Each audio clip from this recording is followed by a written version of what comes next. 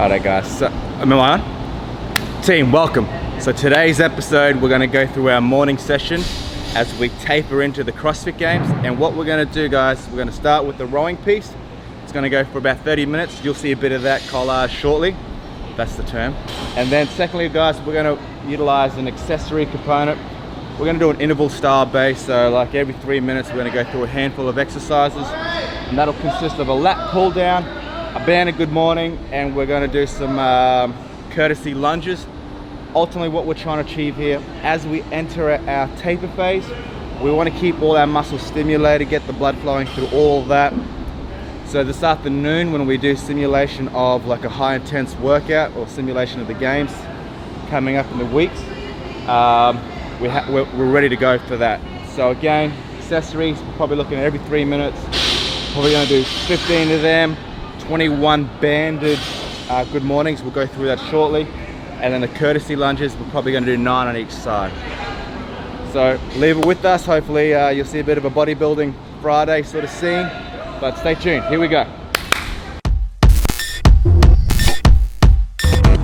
Flu season, I'm sick, got you sneezing. To keep on rhyming, I find new reasons. Yeah, don't diss me, that's treason. Me and my Eves trying to find Eden.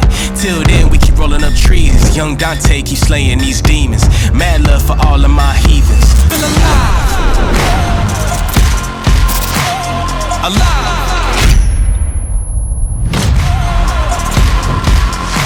Have arrived. Hey, yeah, I feel alive. I feel alive.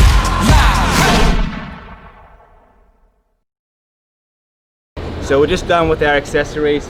Again, 21, 15, 9 through those 3 movements. We went every 3 minutes for 4 sets. It was pure quality. We're just stimulating the body, ready for this afternoon. But I gotta be honest, we're looking forward to the post-season, the off-season, so to speak. It's been a grueling season. I'm just looking forward to going back to coaching, hopefully coaching more classes in the off season, just helping out the community here at CrossFit Mayhem. I genuinely love coaching. I think for me, it's more of a giving back in this community here. I know Tia helps out every now and again, but for us, it's just a way of resetting, and just for me, actually, it's more about dialing back and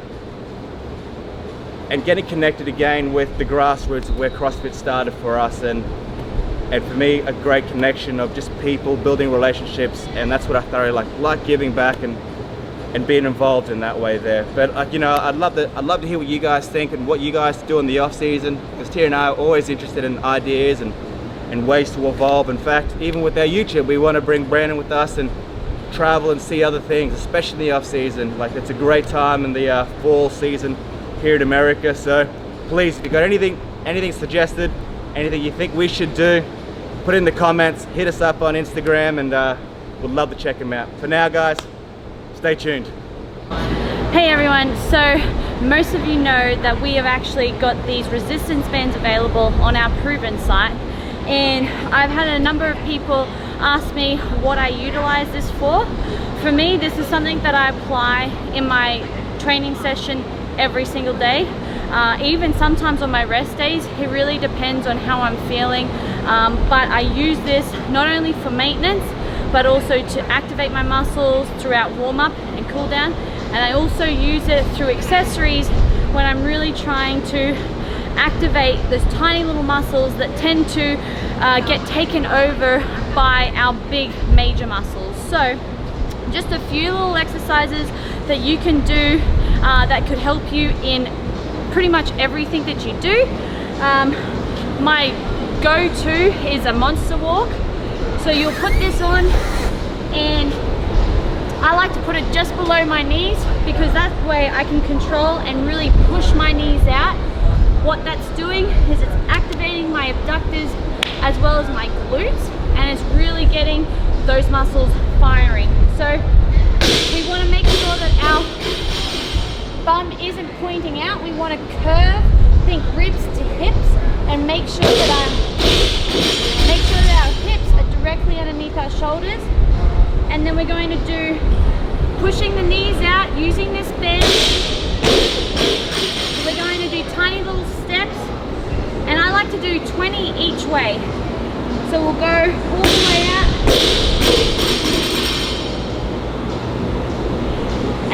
done 20, you should be feeling your glutes activating.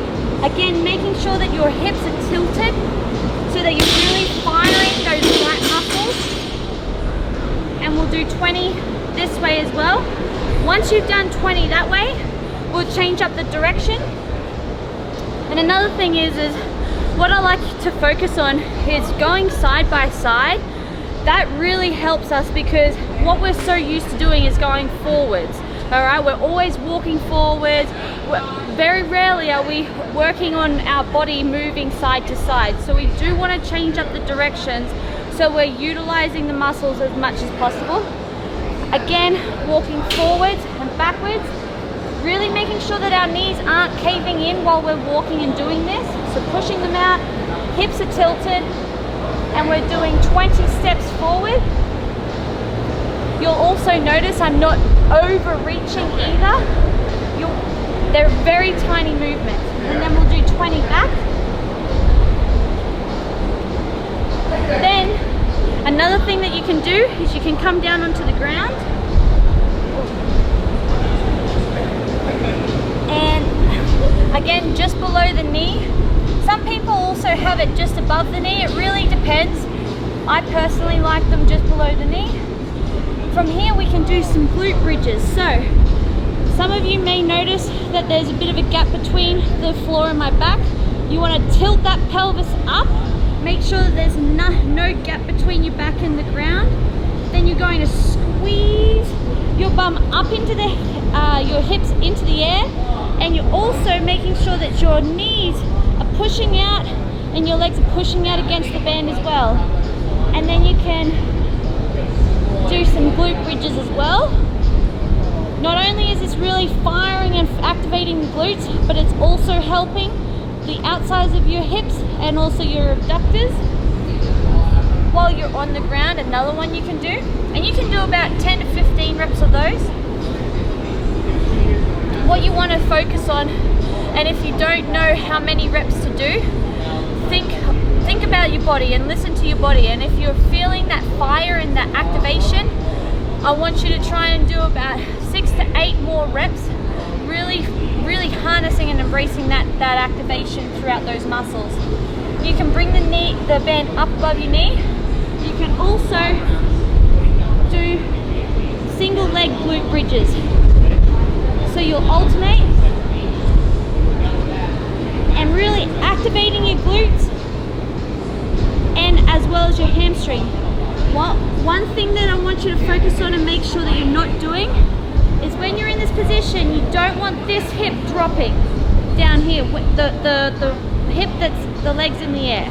So you want to make sure that it's nice and active. All right, opposite leg. This is not okay. We want it to make sure that everything is firing and you're really taking that load and activating the hamstrings. There are 1, 2, 3, 4. There's 4 there so far. Another one, and I don't want to overwhelm you guys, but one more that you can do while you're standing up is you can come to a pole.